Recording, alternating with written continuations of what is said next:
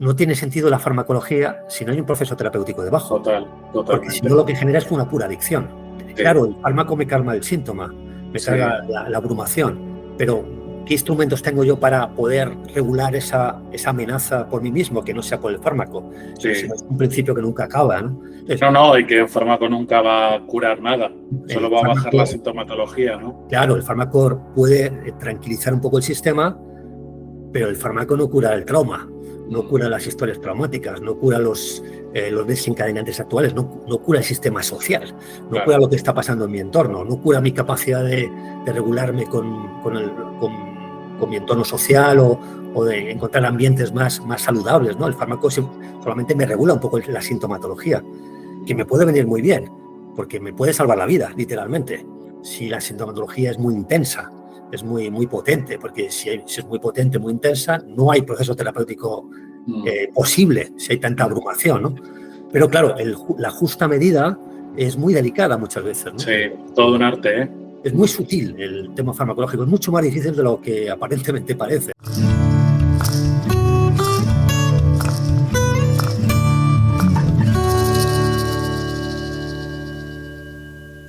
Hola, muy buenas, ¿qué tal? Sí, bienvenido un día más a este canal, a esta sección de entrevistas.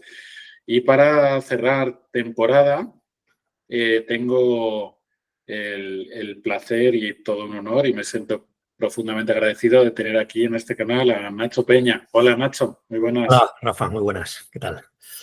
Bueno, pues eso, un gusto que estés por aquí. Te voy a presentar para quien no te conozca, que coloquialmente eres como el psiquiatra de la Gestalt, ¿no? Un poco. Bueno, no sé, eso dicen, pero supongo que hay muchos psiquiatras. Hay muchos, sí. Bueno, no demasiados, pero Ajá. alguno que otro sí que hay. Alguno que otro Sí, es verdad, porque dentro del circuito gestáltico, ¿no? Sí. La persona que me viene eres tú, ¿no? Como la persona de referencia en esto, como, bueno, ahora nos cuentas de la integración que has podido hacer. Sí. Y te voy a presentar un poco, con poquita cosa, pues tienes mucho más, pero bueno, lo básico, si quieres añadir algo, pues genial, ¿vale?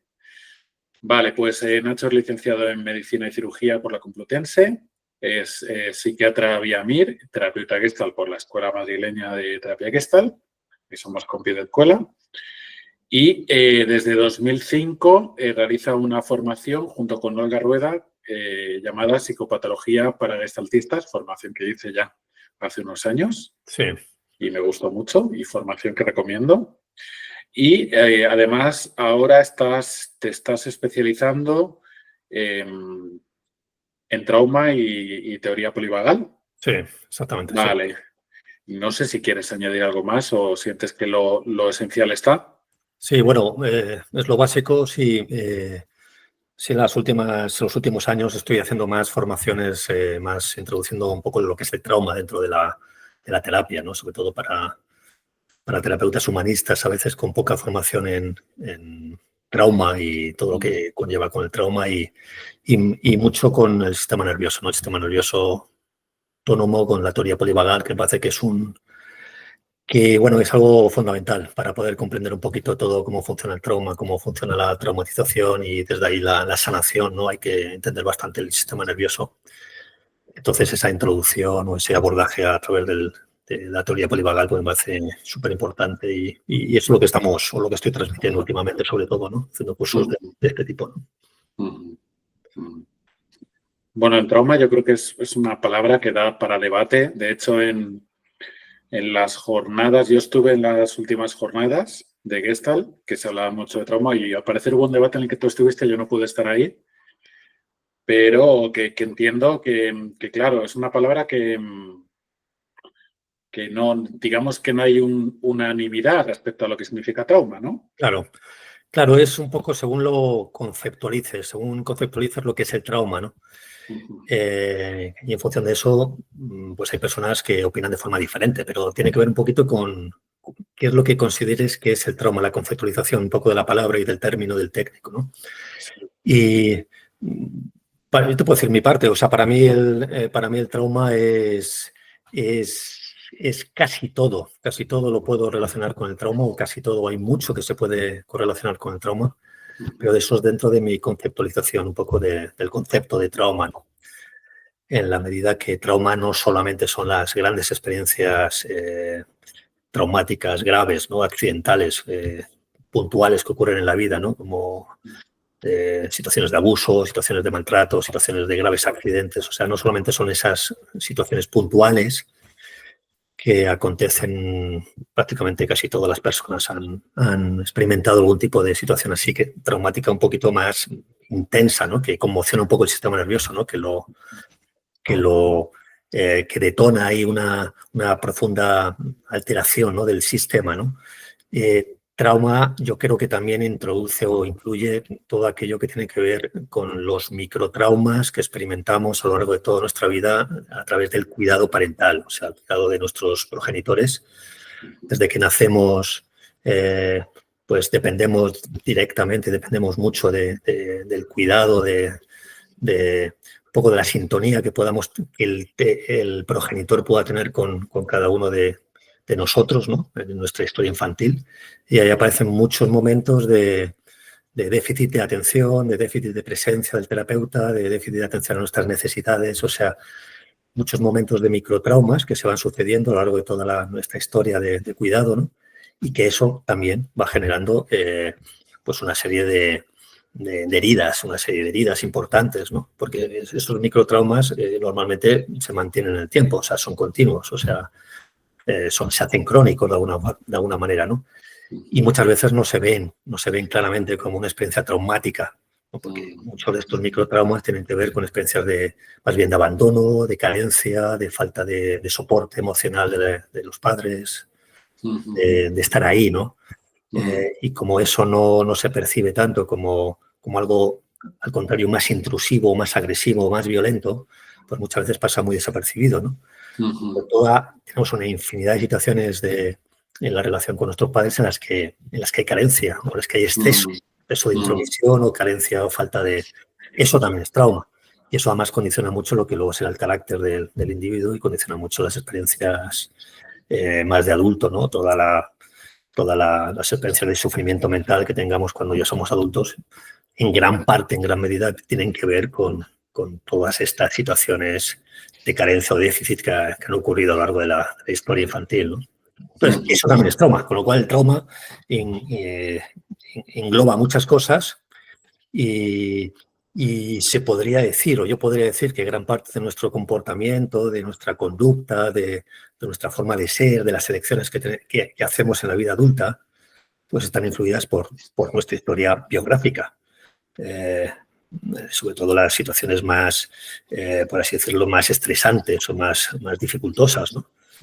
Con lo cual, bueno, sí, si se lo conceptualizas de esta manera, pues el trauma influye en toda nuestra vida, influye en lo que somos ahora, quiénes somos y a dónde vamos, literalmente. Yo te reconozco que yo internamente no lo tengo muy claro. Sí. Tengo un debate interno. No sé si estoy del todo de acuerdo con esa mirada. Sí. Pero no sé. Por eso quería debatirlo contigo, o hablarlo contigo. Porque te di un poco mi visión, a ver cómo lo ves tú. Sí. Porque yo creo que especialmente en la terapia Gestalt, el trauma no se tuvo nada presente o no se ha tenido nada presente hasta hace relativamente poco. Sí. De hecho, la Gestalt, yo creo que si de algo hemos pecado es de exceso de intensidad o de intervenciones catárticas en exceso que han podido ser iatrogénicas o que han podido incluso retraumatizar, ¿no? Sí. Y por un lado, considero que es positivo que se hable de trauma, y Gestalt, como que se incluya, porque yo cada vez más me voy dando cuenta que no hace falta ser tan catárticos. Muchas veces en lo sutil está lo terapéutico. Sí. Y eso tiene que ver, o creo que se relaciona con tener conciencia del trauma, ¿no? Pero al mismo tiempo, por otro lado, también estoy viendo como que no sé si está sobredimensionada la palabra trauma, porque como si estuviera viendo una especie de moda en redes o muchos sitios, y me venía esta palabra que yo creo que no es mía, en algún sitio la he tenido que haber escuchado, como que si todo es trauma, entonces nada lo es, entonces cuando las personas han vivido un suceso realmente con esa conciencia de traumático, impactante, como si le quitáramos esa palabra para expresar esa vivencia, ¿vale? Este es el debate que yo tengo. Claro, eso es, como decía antes, un poquito en función de cómo lo conceptualices. Si solo conceptualizas como trauma las grandes experiencias muy violentas, muy agresivas, de mucha amenaza a la integridad vital, ¿no? del ser humano, de la persona, pues bueno, habría que definir como trauma ese tipo de situaciones en concreto. Y el resto saldrían un poco de la denominación. Pero claro, es un ejemplo que a veces yo utilizo, ¿no? Es como la piedra, ¿no? Cuando cae un gran chaparrón sobre una piedra, pues la piedra tampoco sufre tanto daño, que cuando hay una pequeña gotita que va horadando poco a poco, ¿no? Una pequeña gotita crónica mantenida en el tiempo va haciendo un agujero en esa estructura tan rígida, ¿no? Entonces, ¿a qué denominamos trauma? Yo creo que trauma es cualquier experiencia estresante que acontece en la vida de una persona donde el sistema nervioso no la puede integrar claramente, no la puede metabolizar y por tanto a partir de ahí genera toda una sintomatología constante, ¿no? Genera un estrés postraumático a partir de ahí, ¿no? Pero claro, todas esas experiencias donde realmente se viven con mucha intensidad, sobre todo en las primeras etapas de la vida de un ser vivo, de un ser humano. El ser humano cuando nace es enormemente frágil y enormemente dependiente. Y además enormemente necesitado de que haya una buena regulación de toda su fisiología, pero también de todo su nivel emocional. Y esa regulación no depende de sí mismo, depende de la persona que le está cuidando, que le está sosteniendo en ese momento. Y esas personas que están cuidando y están sosteniendo solo pueden hacerlo desde un buen nivel de presencia, es decir, de un buen nivel de conciencia de cuáles son sus necesidades, de cómo satisfacerlas y desde ahí poder atender la necesidad del niño pequeño y atender y satisfacer esas necesidades. Pero esa persona que está cuidando también tiene una historia biográfica posiblemente muchas veces la inmensa mayoría de las personas, ¿no? Hay ha habido mucha dificultad, ¿no? en el cuidado que han recibido, ¿no? Sus padres, pongamos un ejemplo, ¿no? Por generaciones y generaciones se va transmitiendo como esta falta a veces de cuidado, ¿no? De presencia adecuada, de atención adecuada a los niños, ¿no? Este adulto ya viene con una serie de heridas, una serie de dificultades, que básicamente lo que impiden esas heridas es estar plenamente presente, ¿no? Plenamente atento a sus necesidades y plenamente atento a la necesidad del niño. Si estas figuras parentales no pueden atender, entre comillas, correctamente o adecuadamente a las necesidades del niño, pues el niño empieza a acumular heridas, empieza a acumular situaciones de estrés que se van almacenando en su sistema nervioso y todo eso va generando un compromiso evolutivo en la propia evolución del niño, va generando una historia caracteriológica de funcionamiento, ¿no? A favor y en contra, ¿no? Esos déficits o esos excesos de intrusión por parte de los padres que son inevitables, porque claro, los padres la mayor parte de los padres pues tienen su propia historia, como digo, y tienen sus carencias y sus defectos, ¿no? Entonces, ese déficit que genera una serie de consecuencias con más o menos sufrimiento mental o más o menos sufrimiento físico posterior, también hay que considerarlo como una parte fundamental de todo lo que ocurre después. No solamente grandes acontecimientos traumáticos. Y eso yo no tengo ningún problema en llamarlo también historia traumática. Porque es una historia traumática también de la vivencia de ese niño, ¿no? Sí. Bueno, quizás es un tema simplemente de palabras, sí. Cómo lo nombramos y ya está, pero bueno, más allá que eso, pues es cierto, ¿no? Que todo lo que vamos viviendo y sobre todo mucho de lo que pasa en etapas preverbales, totalmente, sí. se nos queda en el cuerpo, como antes, off the record, te he comentado una experiencia mía de revivir una experiencia preverbal en el que, bueno, ahora sí le puedo poner palabra. En su momento no le pude poner y ahora sí puedo nombrarlo, ¿no? Claro. Y es verdad que eso se queda almacenado. Pero un poco, bueno, esto te lo comentaba porque yo estoy últimamente muy en la mirada despatologizante del ser humano, ¿no? Sí.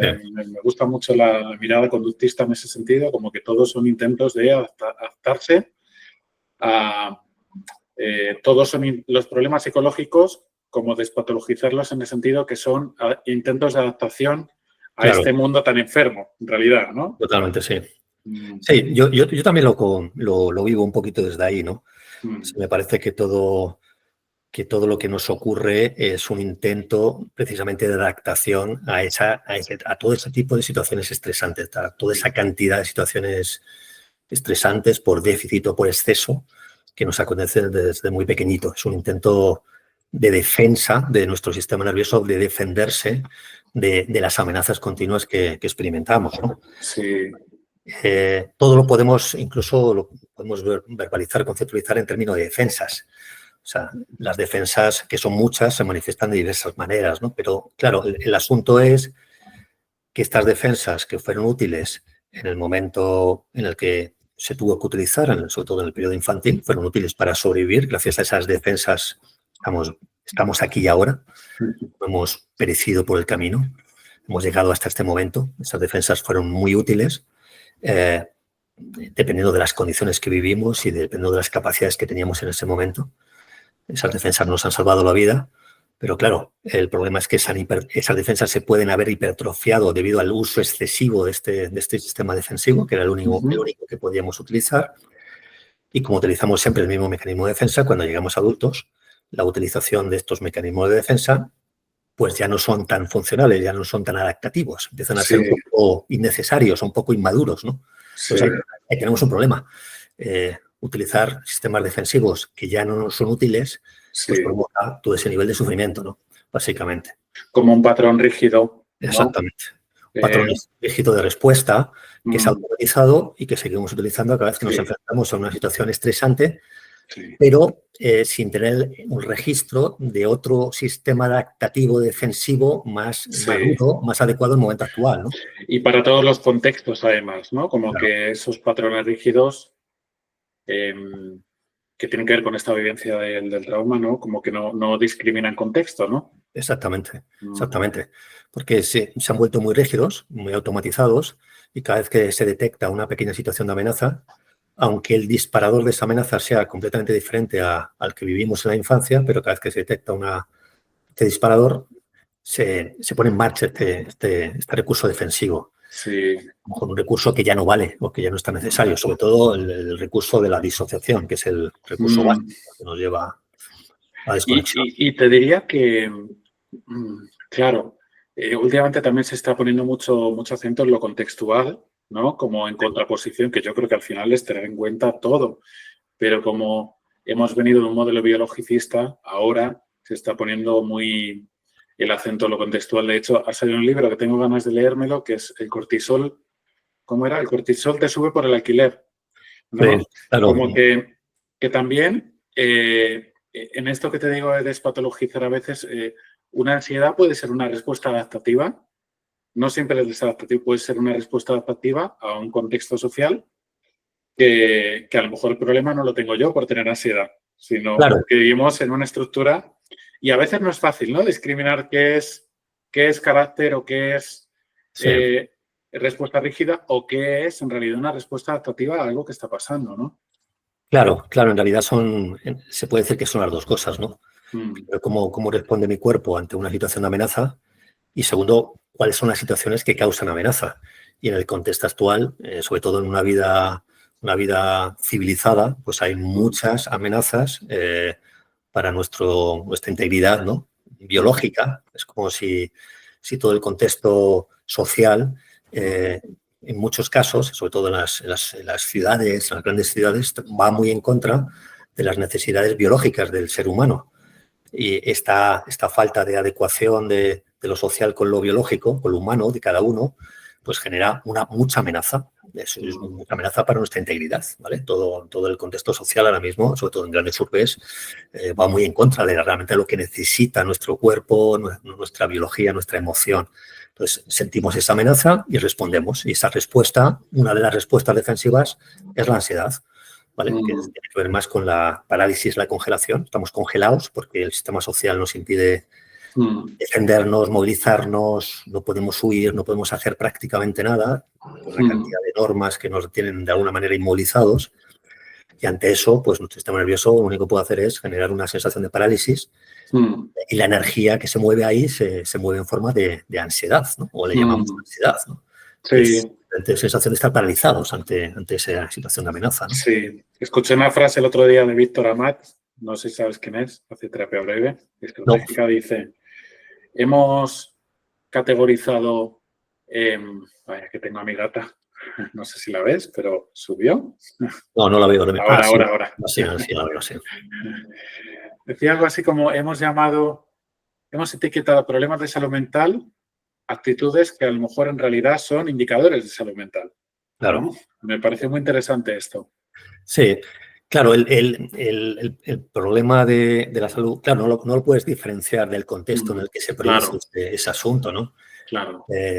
Tenemos un contexto que genera mucha salud, mucha enfermedad mental, por así decirlo, mucho sufrimiento mental, ¿no? Claro. Incluso aunque haya poca vulnerabilidad de esa persona, o sea, que no tenga un sistema más o menos adaptativo, el propio contexto muchas veces genera mucho sufrimiento, ¿no? A la sociedad en la que vivimos, ¿no? Sí, ahora enseguida entramos en la teoría polivagal. Sí. Pero guarda mucha relación, hasta donde yo sé, si no me corriges, con el aspecto vincular de los seres humanos, ¿no? Como si mucho de lo traumático se curara en relación, en lo vincular, en el contacto. Sí. Pero que a su vez vivimos en un contexto social que nos atomiza. Totalmente. Que nos atomiza, donde lo asociativo, lo grupal, lo ritual, ¿no? Sí. Todo eso se está yendo a la mierda o lo estamos perdiendo. Vivimos en un sistema donde estamos muy atomizados y a su vez eso pues no ayuda para nada, ¿no? A calmar nuestro sistema nervioso. Claro. O sea, todo lo que tiene que ver con la conexión con el otro, pues es básico y fundamental para tener una cierta salud mental, un menor nivel de sufrimiento mental. De hecho, las personas que sufren mucho a nivel mental, básicamente casi siempre vamos a encontrar un nivel de aislamiento muy grande, o sea, mucha dificultad para estar conectados con su grupo social, con un mínimo grupo de referencia. Hay muchísimo aislamiento. Y no solamente hay una falta de conexión con lo de fuera, también hay una falta de conexión interna. Es decir, una falta de conexión con su propia naturaleza, con sus propias necesidades, con sus propias sensaciones corporales. O sea, hay mucha desconexión. La desconexión es interna, pero también es externa. Y además van de la mano las dos, ¿no? Lo que dice la teoría polivagal es que el nivel de bienestar interno se corresponde directamente con la capacidad que tenemos de conectar socialmente, de comunicar socialmente, de integrarnos dentro del grupo de referencia, o sea, dentro del grupo de las personas de confianza que tenemos a nuestro alrededor. Claro, ahora mismo en las grandes urbes, sobre todo, pues hay millones de personas viviendo juntas, pero todas aisladas, no hay este concepto de tribu, de pequeño grupo de 15, 30 personas, que es de donde procede el Homo sapiens, vivía en tribus, ¿no? Y ahí se relacionaba y ahí se daba la supervivencia, ¿no? Que vivía fuera de esta tribu tenía pocas probabilidades de sobrevivir, porque no tenía la protección de la tribu ni la capacidad de desarrollarse con la tribu, ¿no? Entonces, la pertenencia a la tribu era fundamental, la conexión con la tribu era fundamental para la supervivencia. Y eso lo hemos perdido. Y nuestro sistema nervioso es el mismo, no ha evolucionado nada. Claro, hemos evolucionado mucho a nivel cultural o a nivel de información, por así decirlo, información mental, pero la biología prácticamente no ha tenido tiempo de evolucionar en esto. Y nuestras necesidades son las mismas que lo hemos aprendido hace 70.000 años. Son las mismas. Y la necesidad fundamental para sentirnos seguros, para sentirnos tranquilos, un poco para sentirnos con seguridad, básicamente es la conexión. Si no se da esa conexión, tenemos un grave problema. Y la sociedad actual podría parecer que es una sociedad muy conectada, pero realmente tenemos lo contrario. Estamos totalmente desconectados, sobre todo de lo más esencial, que es la vista, el oído, el tacto, el gusto, el olfato de las personas que tenemos a nuestro alrededor. Y de los vínculos nutritivos, diría yo. Por eso, yo soy tan fan de la terapia de grupo, no siempre sale. A mí me encanta hacerla, o cuando yo estoy en el otro lado. Sí. No es tan fácil que salga, por lo menos aquí en Asturias, pero me parece súper... tiene esta cosa de porque muchas veces el aislamiento hace que yo sienta que yo estoy sufriendo en soledad, que esto solamente me pasa a mí. Claro. En cambio, cuando yo experimento que lo que a mí me pasa le pasa al otro, ¿no? Y que el sufrimiento es una experiencia universal compartida, Sí. ahí es cuando hay algo muy profundo que se calma, que tiene que ver con esto relacional, este asunto de la conexión, ¿no? Claro, claro, porque en la medida que nos sentimos conectados y formando parte del mismo espacio, del mismo contexto, de la misma narrativa, incluso narrativa saludable, ¿no? Que es la narrativa cercana a la que tenemos a nuestro alrededor, pues la sensación de sufrimiento yo creo que se aminora un poco, o a partir de ahí podemos, en esta relación, podemos entrar a desarrollar un poco esa narrativa de otra manera, ese nivel de sufrimiento, a compartirlo, no sé, a sanar un poco, sanamos en grupo. O sea, sanar individualmente me parece realmente complejo y posible casi, ¿no? Imposible, y que mucho gurú neoestoico de estos que dice tienes que poder tú solo, ¿no? Como el mito de la autosuficiencia, que es mentira, porque vivimos en interdependencia, ¿no? Totalmente, somos totalmente independientes. De hecho, el bebé cuando llega al mundo tiene una dependencia absoluta de la madre. Gracias a la madre que le regula al bebé, el bebé empieza a poder autorregularse por sí mismo. Pero el aprendizaje de la autorregulación, o sea, la capacidad de calmar nuestro sistema nervioso, de calmar nuestras emociones, acontece porque hay otro que nos ayuda a regular esto que nos está pasando internamente, ¿no? Luego, otra cosa es cuando no está disponible esta ayuda externa, cuando no hay nadie a nuestro alrededor que nos puede echar una mano, que nos puede regular, nos puede consolar, pues nos toca a nosotros hacer la tarea, ¿no? La tarea de autorregularnos. Pero solo podemos aprender autorregulación si antes hemos recibido una regulación por parte de un otro, ¿no? Esto es así. Totalmente, totalmente. Es como no perder de vista en todo momento que somos seres interdependientes. Por eso, yo soy muy pesado con el contexto social, pero me parece súper importante esto, ¿no? Porque es como salir de esta dialéctica de la independencia o la dependencia, ¿no? Claro, totalmente, sí. Sí, bueno, es que la autonomía o la autorregulación viene después de la regulación por un otro, de la corregulación. Exacto, sí. Y si eso primero no se da, difícilmente vamos a ser capaces de hacerlo por nosotros mismos. Y claro, las personas que han vivido historias muy traumáticas o más traumáticas en su infancia, precisamente lo que han carecido ha sido de una regulación por parte de un otro, ¿no? De un cuidador.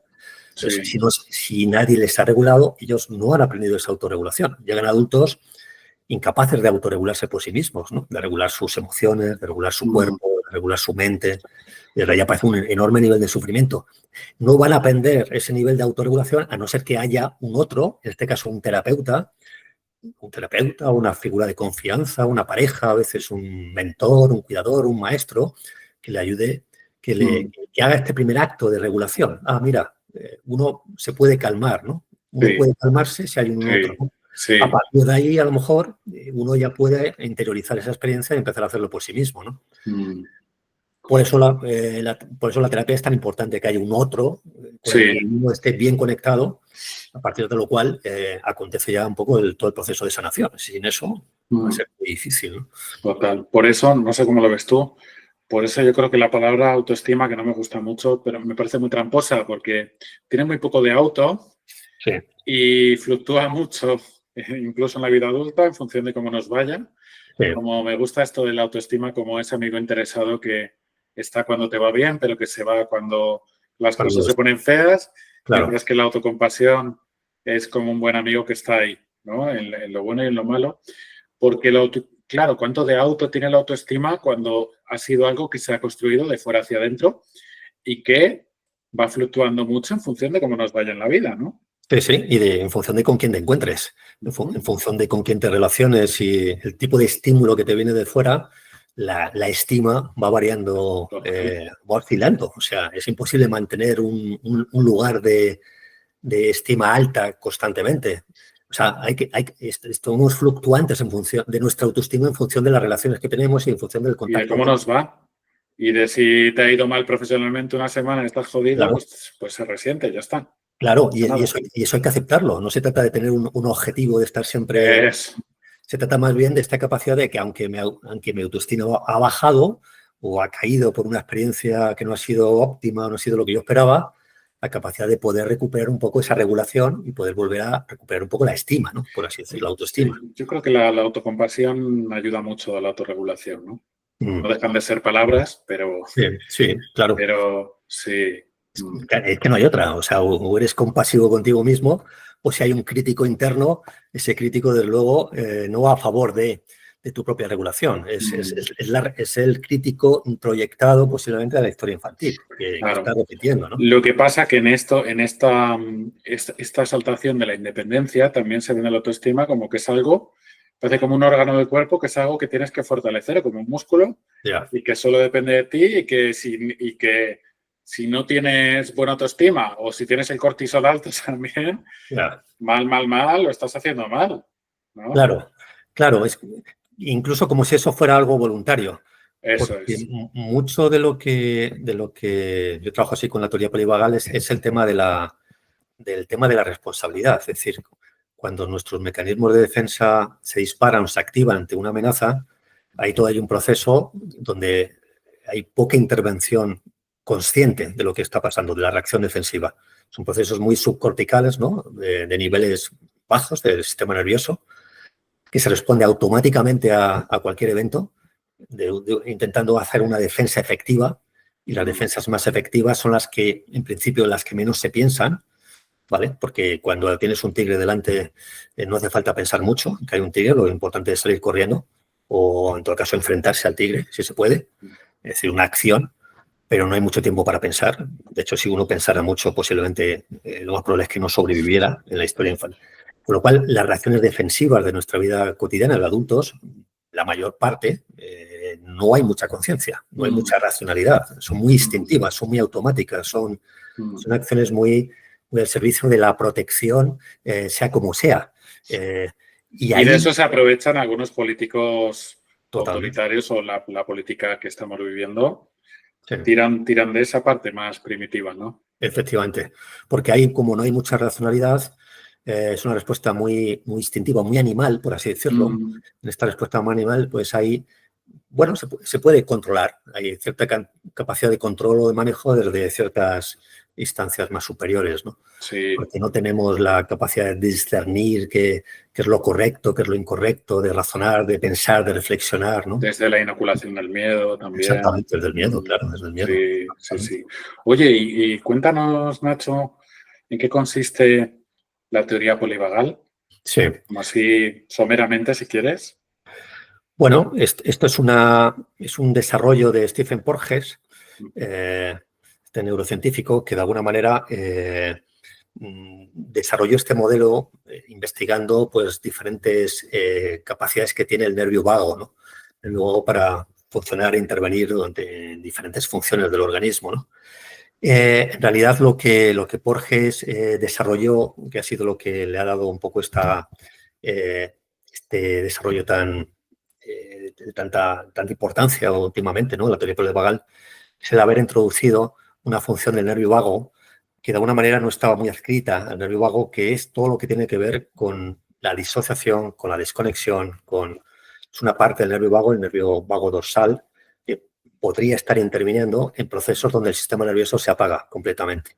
Y este apagado tiene una función defensiva, una función de supervivencia, cuando niveles, por así decirlo, más maduros o más simpáticos de defensa no son eficaces, siempre queda un sistema defensivo mucho más, es más primitivo, porque es como la herencia evolutiva de los animales más primitivos, los reptiles fundamentalmente, o especies anteriores, donde lo que ocurre es un apagado del sistema nervioso, un apagado absoluto. Sería algo así como que cuando hay una sobrecarga en la red eléctrica, lo mejor que podemos tener es un buen fusible que se apague. Sí. Porque si no se apaga ese fusible, la red se quema.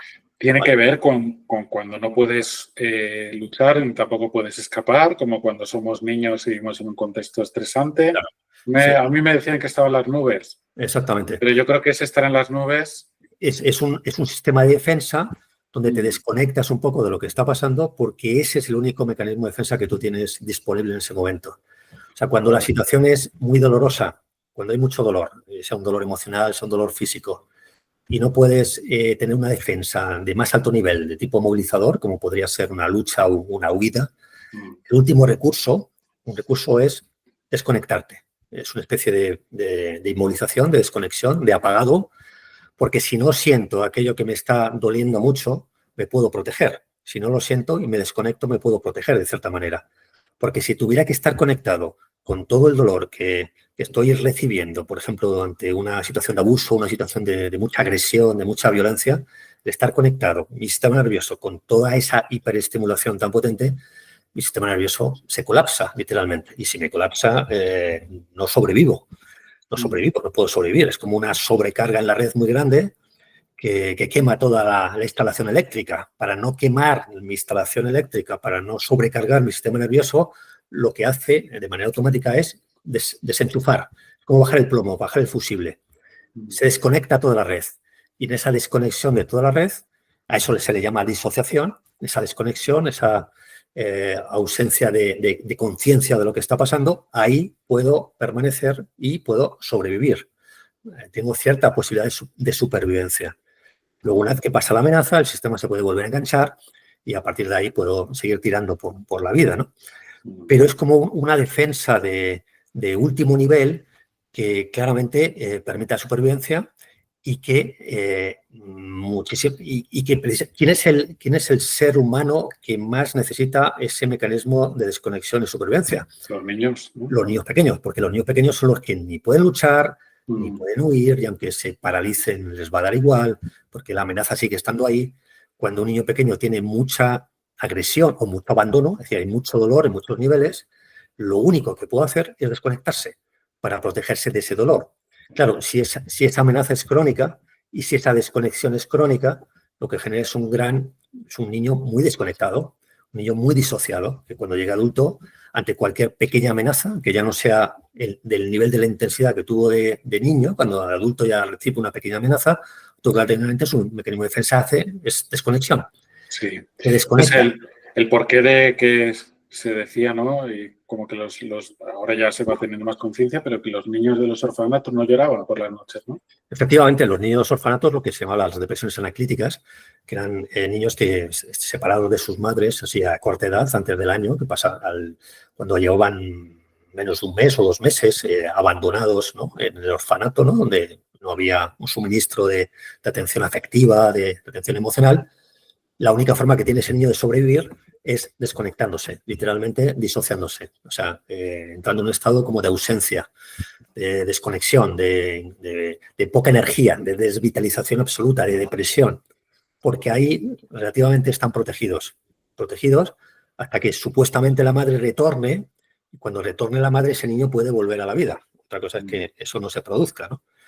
Entonces, es un buen mecanismo de protección, porque si el niño tuviera que estar llorando permanentemente, agitándose permanentemente, llamando... Se agotaría en vano, ¿no? Se agota en vano y no sobrevive, se muere, literalmente. Bien, Luego, claro. cuando se desconecta o se deprime, que viene a ser un poco la misma secuencia, o se somete pues lo que hace ese niño, de alguna manera, es asegurar su supervivencia.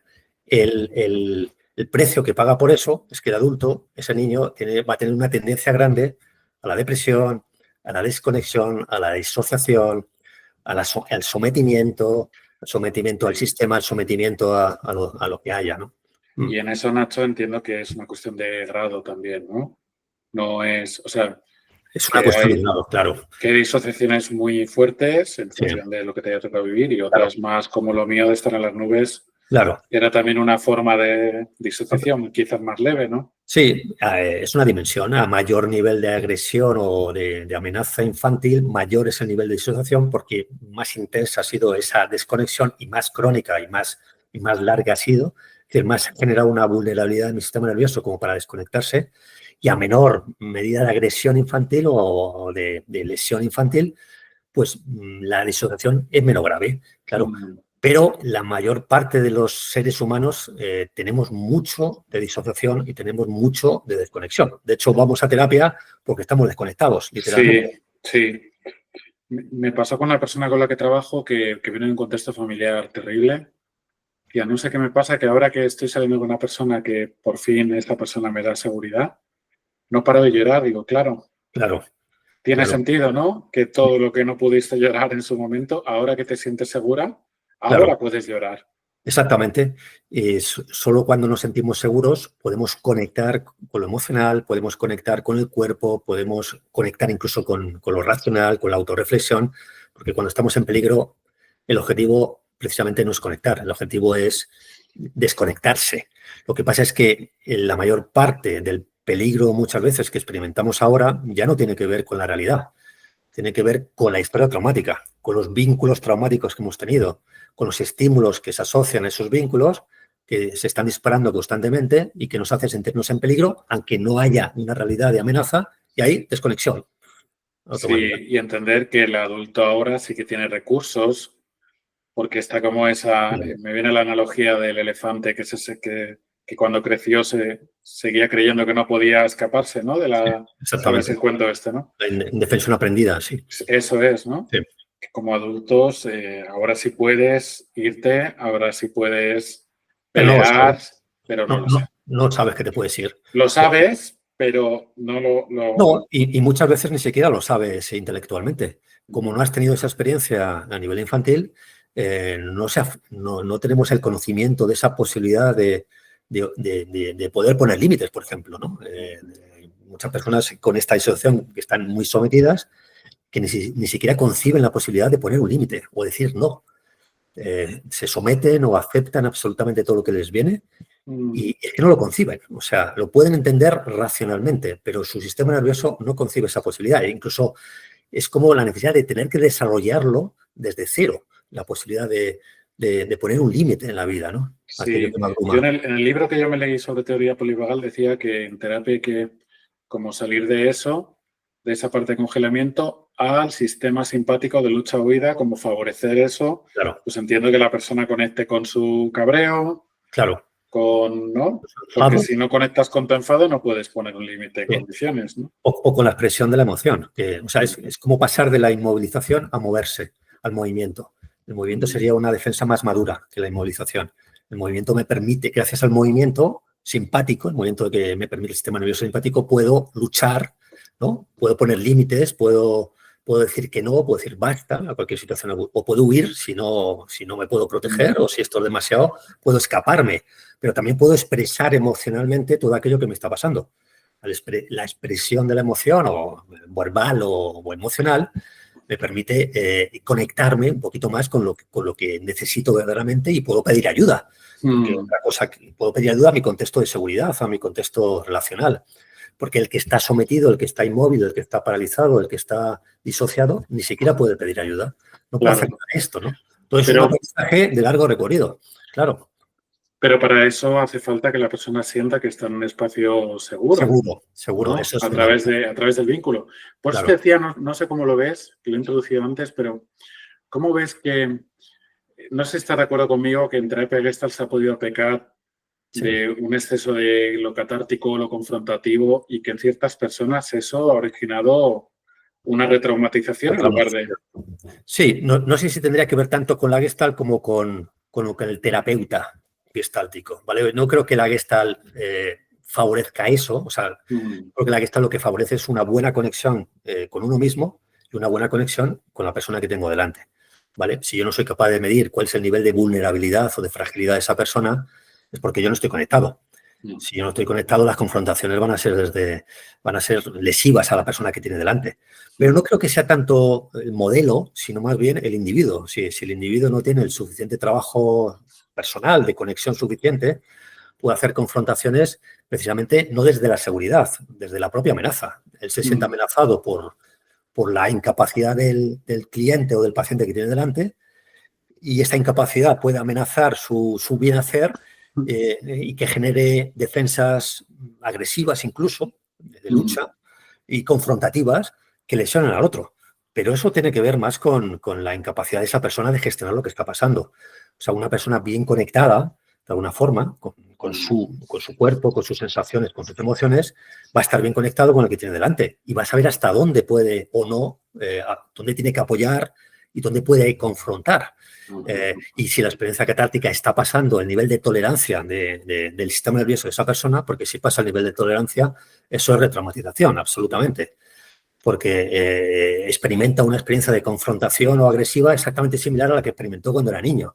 Entonces, Pero eso no tiene que ver, yo creo, tanto con el modelo, sino con el bien o mal hacer del terapeuta. O sea, de la capacidad que tenga el terapeuta de gestionarlo, ¿no? De alguna Yo forma. sí que he llegado a vivir en ciertos momentos, en algunas formaciones o en algún Sí, SAT, como cosas demasiado espectacular sí, para la audiencia, cuando sí. se hace a nivel de mucho grupo, pero a Claro, mí ha habido veces que me ha chirriado en ese sentido. claro, pero ahí estamos más ante una dramatización, ¿no? Una cosa más teatral, por así Sí, decirlo. pero claro, pero ahí Claro, puedes que tiene una retraumatizar a la consecuencia, persona. Igual efectivamente. quedas como un terapeuta que hace Sí, fuegos artificiales, sí, pero claro. La consecuencia es que se eso retraumatiza la persona que tiene es, delante, ¿no? es, Sí, a veces querer mostrar algo más allá sí. de lo tal, pues se puede hacer daño, sí, eso es cierto, totalmente. Mm, mm. Sí.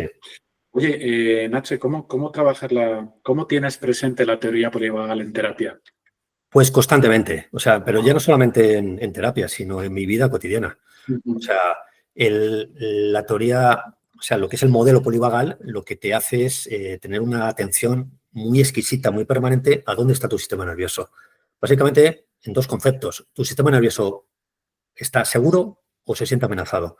No hay otro estado posible. O estoy seguro o estoy amenazado. Si tengo una mirada interna continuamente sobre cómo está mi sistema, en el momento que siento que no estoy seguro, es que estoy sintiendo algún tipo de amenaza. Estoy sintiendo una amenaza normalmente imperceptible, ¿no? Estímulos del entorno están generando una activación de mi sistema nervioso y cómo se está manifestando mi sistema nervioso, cuál es el mecanismo de defensa, me estoy desconectando, me estoy hiperactivando, etcétera, ¿no? Entonces, eso lo tengo presente constantemente en mi vida cotidiana, ¿no? Buscando siempre la seguridad. Si no me siento seguro, ¿qué movimiento hago hacia la búsqueda de seguridad? Porque cuando estoy seguro, estoy tranquilo, estoy regulado, estoy calmado, es donde conecto con el placer, donde conecto con la creatividad, donde conecto con la capacidad de conexión con el otro, con el que tengo delante. Eso viene solo, de alguna forma, ¿no? Entonces, eso lo tenemos que hacer constantemente en nuestra vida cotidiana. Es decir, ¿dónde está mi sistema nervioso en cada momento? Y esto en terapia es lo que transmites un poco al paciente. O sea, la habilidad que tiene cada uno de poder estar como más fino con la percepción de dónde está él en cada momento. Y si no estoy seguro, el movimiento, los recursos que tengo para buscar ese lugar de seguridad, que casi siempre tiene que ver o con la conexión, buscar conexión con otro, si no estoy seguro, con la gente de referencia, o cómo me autorregulo si no tengo disponible a alguien con quien regularme, ¿no? Entonces, bueno, me parece la estructura básica, el argumento básico sobre el que, primero, se puede integrar cualquier tipo de terapia, porque, bueno, nuestro sistema nervioso es la base de cómo funcionamos, y entonces desde ahí podemos articular cualquier tipo de terapia integrado un poco dentro de este modelo, ¿no? Que es como estar muy fino, muy atento a lo que me está diciendo el sistema nervioso. Así me está diciendo, con sensaciones corporales, sensaciones emocionales, todo el mundo cognitivo, ¿qué me está diciendo a cada momento? ¿Estoy seguro o hay algún tipo de amenaza, muchas veces imperceptible, que me está acechando y que está activando mi sistema de defensa? Hiperactivándome, poniéndome más agresivo, más violento, o más huidizo, más evitativo, o por el contrario, percibo una amenaza inconscientemente y me desconecto, me disocio, no estoy presente, no estoy aquí, no estoy ahora. Entonces, si tengo la atención disponible rápidamente para ver qué pasa con mi sistema nervioso, tengo la capacidad de modular y de regular este sistema para volver a la seguridad. Y a veces tengo que generar como toda una serie de instrumentos para volver a la seguridad, o sea, instrumentos de regulación. Porque cuando estoy seguro, la vida cambia. O sea, la vida no tiene nada que ver. Si estoy seguro, a si me siento amenazado, ¿no? Si me siento seguro, puedo ir hacia, ¿no? Estoy dejando de Claro, pensar en mi supervivencia y es cuando el sistema vincular se pone en marcha, ¿no? se pone en marcha, literalmente. Si me siento seguro, voy a vincularme. Si me siento amenazado, lo que hago es retirarme del vínculo. Como el bebé que explora cuando siente un vínculo seguro con la madre, ¿no? Totalmente. Cuando el bebé siente el soporte nutricional seguro de la madre, el bebé, la mirada se abre, puede explorar lo que tiene alrededor, ¿no? En el momento que el bebé siente algún tipo de amenaza, se cierra hacia adentro, se desconecta, porque lo importante ahí es la supervivencia. Y la supervivencia es cosa de uno, no es cosa de dos. Uno sobrevive individualmente, pero se conecta con el grupo cuando se siente seguro, ¿no? Entonces, básicamente, la tarea vital, la tarea fundamental es buscar la seguridad todo el rato. Y para buscar la seguridad tengo que ver cómo está mi sistema nervioso. Y entonces, perfeccionar la búsqueda fina de percepción de mi sistema me parece la tarea básica, fundamental de la vida de un ser humano. Es que no creo que haya otra cosa. Y te diría que esto también le pasa a los animales, por supuesto. Totalmente, claro. Con mis gatos, ¿no? Si yo les llevo al veterinario, esta mañana he llevado a Jade, que aparece aquí.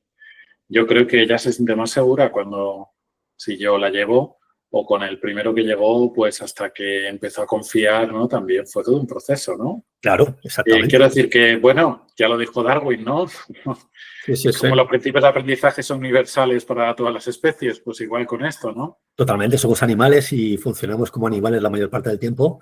Entonces, explorar esta naturaleza animal, esta naturaleza biológica, esta naturaleza de nuestro sistema nervioso y percibirla en todo momento, es algo que no nos enseñan en la escuela. Me parece que sería el aprendizaje básico, o sea, aprender a estar conectados con nosotros mismos y con los otros. Eso debería ser el primero de GB y la asignatura fundamental, la conexión con lo que pasa dentro de mi cuerpo, con mis sensaciones, con mi mundo interno, mi mundo introspectivo, pero también la conexión con el mundo de fuera. Si el mundo de fuera es seguro, es amenazante, ¿no? Con otros. Y no sabemos. Y no sabemos. Y entonces, claro, cuando llegamos a adultos, llegamos con muchas carencias en este sentido, ¿no? Y eso genera una vida muy dificultosa y de mucho un nivel de sufrimiento muy alto, claro. Total. A mí me pasa que cuando duermo si he tenido un día así un poco agitado y duermo con mi gato y siento su pelito, su calor, yo también, ¿no? Como que... Te calmas, te regulas. Sí. Las mascotas tienen esa función, ¿no? Sí. darnos un entorno seguro en el que bajar nuestro sistema nervioso se calma y se tranquiliza un poquito, ¿no? Claro, totalmente. Sí. Y hasta donde yo sé, Nacho, también la teoría polivagal va mucho a la conciencia del cuerpo, ¿no? Sí, totalmente. Con esto que tú dices, que yo digo que en el cole nos enseñaron a usar el cuerpo como una máquina de rendimiento, pero no a escuchar las sensaciones, las percepciones o la propia emoción. Yo cuando a algunos pacientes les digo, claro, es que las emociones están en el cuerpo, y dicen, ¿cómo? Claro. ¿No? Les parece una marcianada, digo, pero eso es algo obvio que se nos pasa por encima, ¿no? Sí, totalmente, ¿no? La emoción es cuerpo y si no puedo percibir mi cuerpo, tengo un problema. ¿Cómo voy a atender a mis necesidades si no las puedo percibir, si no puedo atender? Y las necesidades son básicamente biológicas. O sea, nuestra vida es el cuerpo. Estamos vivos cuando nuestro cuerpo aparece y cuando nuestro cuerpo termina, en esta dimensión acaba nuestra vida. Luego, atender a lo que necesita el cuerpo en todo momento es fundamental y para eso hay que tener una especial sensibilidad, una conciencia corporal que no nos han enseñado y que, de hecho, si hemos tenido situaciones más traumáticas en nuestra historia infantil, se ha desconectado, porque lo que hace el trauma es desconectar el cuerpo, literalmente. Para no sentir el dolor, desconectamos el cuerpo, porque solamente sin sentir el cuerpo podemos sobrevivir a esa situación amenazante. Cuando llegamos adultos, llegamos solamente con mente, con cabeza, intentando controlar la vida con la cabeza, con lo cognitivo, pero sin poder acceder al cuerpo. Si no podemos acceder al cuerpo, podemos tener muchos problemas para regular emocionalmente, para regular nuestra fisiología, los instintos básicos, los apetitos, ¿no? El apetito, ¿cómo lo vamos a regular? El apetito, la saciedad, si no tenemos un contacto con nuestras sensaciones corporales, ¿no? El cansancio, ¿no? Tanta gente se agota porque no puede conectar con su sensación de agotamiento físico, ¿no? Con todo, la necesidad de beber, la necesidad de hidratarse, todos los procesos digestivos tienen que ver mucho con las sensaciones corporales, ¿no? Si eso no está afinado, pues nuestra fisiología funciona mal y si funciona mal nuestro cuerpo, una vida de sufrimiento muy profunda. Porque al final dependemos de nuestro cuerpo para estar vivos. Sí, pero vivimos en una vida de tantos deseos.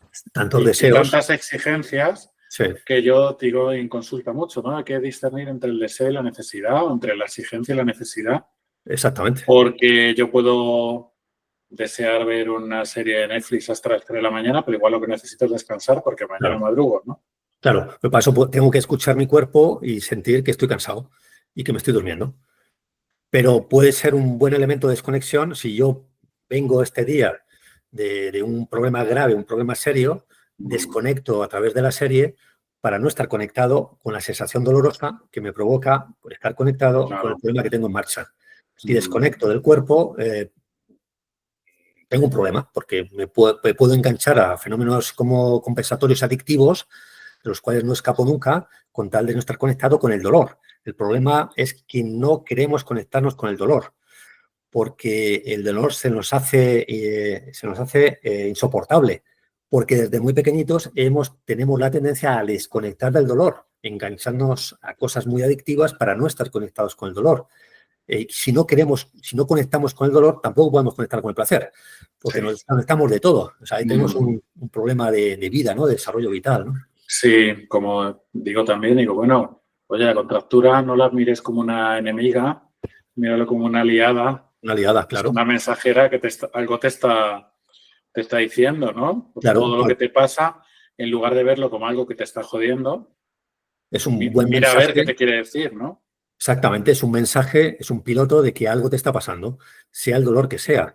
O sea, cada vez que tenemos dolor, sea emocional, sea físico, ¿qué me está diciendo ese dolor? O sea, ¿qué área de mi vida tengo que ponerle más atención, ¿no? ¿De dónde me estoy desconectando?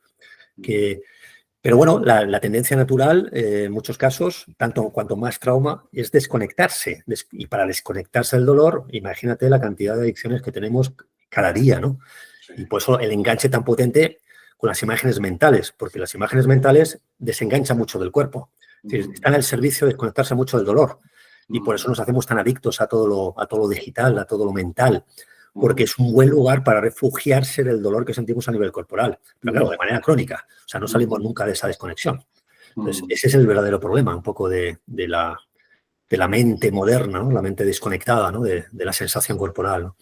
Sí, sí.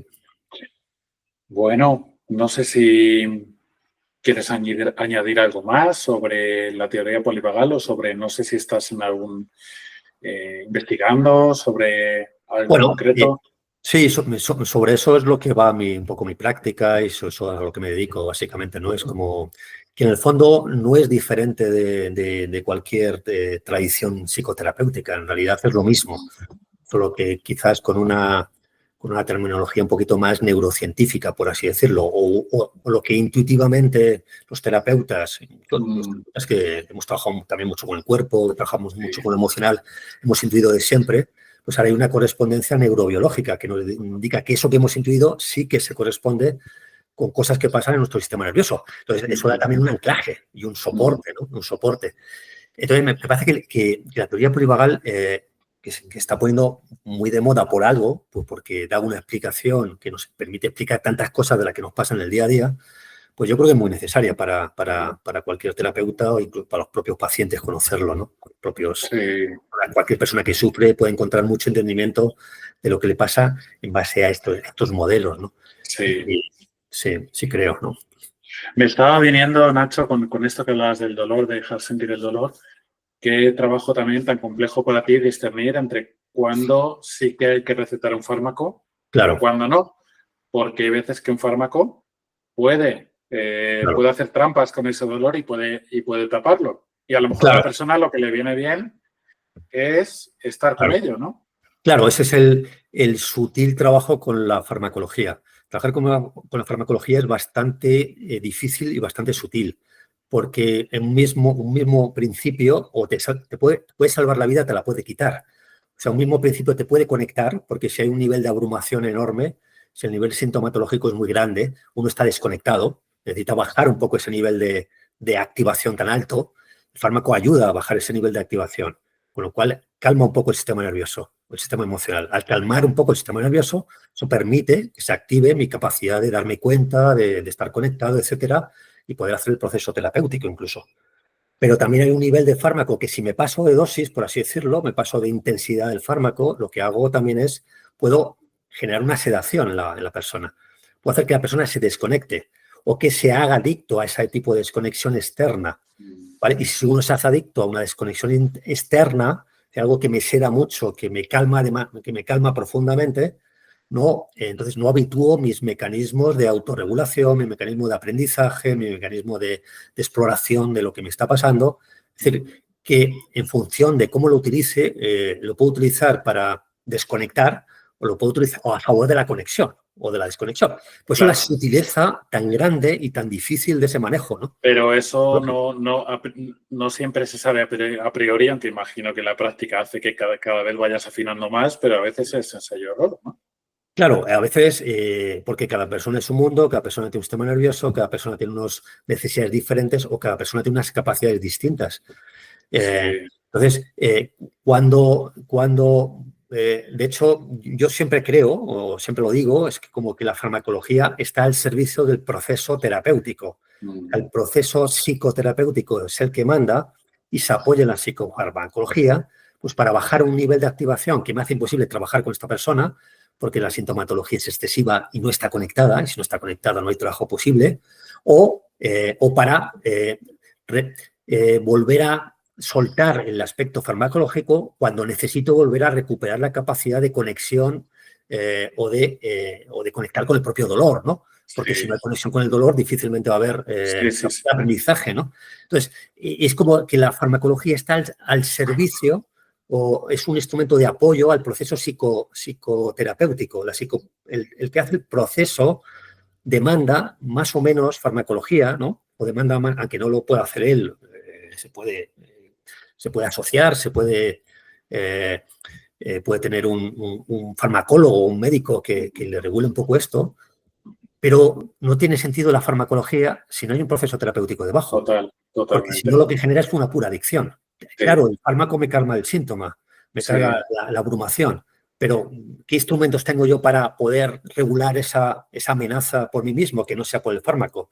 Es un principio que nunca acaba, ¿no? Entonces, y que el fármaco nunca va a curar nada, solo va a bajar la sintomatología, ¿no? Claro, el fármaco puede tranquilizar un poco el sistema, pero el fármaco no cura el trauma, no cura las historias traumáticas, no cura los desencadenantes actuales, no cura el sistema social, no cura lo que está pasando en mi entorno, no cura mi capacidad de regularme con mi entorno social o de encontrar ambientes más saludables, ¿no? El fármaco solamente me regula un poco la sintomatología, que me puede venir muy bien, porque me puede salvar la vida, literalmente, si la sintomatología es muy intensa. Es muy potente, porque si es muy potente, muy intensa, no hay proceso terapéutico posible si hay tanta abrumación, ¿no? Pero claro, la justa medida es muy delicada muchas veces, ¿no? Sí, todo un arte, ¿eh? Es muy sutil el tema farmacológico, es mucho más difícil de lo que aparentemente parece, ¿no? Sí, ya imagino. Sí. Sí, exactamente. Bueno, Nacho, pues nada, oye, gusto. Nada. Me ha parecido súper interesante. Tienes, creo que, la habilidad de hacer sencillo asuntos complejos y eso es una gran virtud. Sí. Así que, bueno, nada, lo dicho, yo creo que ya está todo, todo dicho. Pues nada, agradecerte a ti, Rafa, poder tener este espacio así como para poder expresar todas estas cosas y poder ponerlas un poco en contexto también. No sé si recomiendas algún libro para hablar de este asunto de trauma o teoría polivagal. Bueno, ahora hay muchísimos libros sobre trauma, sobre teoría polivagal, de distintos niveles, ¿no? Ahí es como ir buscando un poco cada uno que vaya buscando, explorando por ahí, porque hay cantidad de información. Ahora hay una cosa brutal, ¿no? De información, ¿no?